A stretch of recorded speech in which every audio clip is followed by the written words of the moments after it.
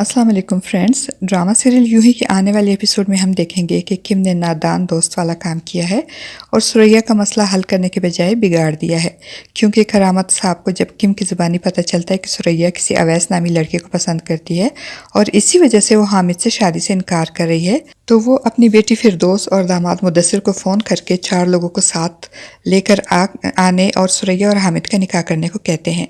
और करामत साहब के इतनी जल्दी निकाह करने वाली बात सुनकर मुदस्सिर परेशान हो जाता है।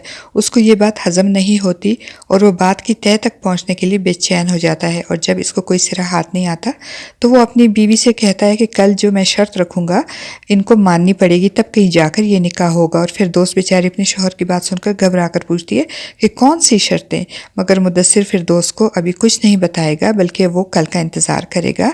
और दूसरी तरफ सुरैया का निकाह हामिद से फिक्स करने के बावजूद करामत साहब का गुस्सा ठंडा नहीं होता और वो अपने बेटे बशारत से पे भी नाराज़ होते हैं कि तुम्हारी आंखों के सामने तुम्हारी बेटी क्या गुल खिला रही है और तुमको पता भी नहीं। वो मज़ीद कहते हैं कि अगर मेरी बेटी फिरदौस, खुर्शीद या इकबाल में से कोई ऐसी हरकत करता तो मैं उसे ज़मीन में गाड़ देता।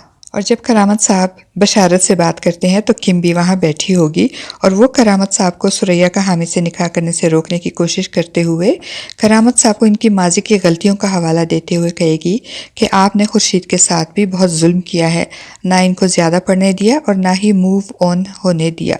मगर करामत साहब जो कि कदामत पसंद इंसान होते हैं, इनको किम की ये साफ गोई बिल्कुल अच्छी नहीं लगेगी और वो किम पे भी नाराज़ होंगे। और दूसरी तरफ चूँकि सुरैया का मोबाइल दानियाल ने छीन लिया था, इसलिए किम अपने मोबाइल से सुरैया को बात करवाएगी अवैस से और फिर सुरैया से पूछेगी कि हो गई तुम्हारी बात अवैस से। तो सुरैया कहेगी कि हाँ। तब किम पूछेगी कि अब क्या करोगी तुम, तो सुरैया कहती है कि निकाह करूँगी।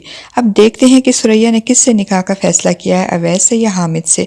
फ्रेंड्स, आपका इस बारे में क्या ख्याल है? अपनी राय का इज़हार कमेंट बॉक्स में ज़रूर कीजिएगा।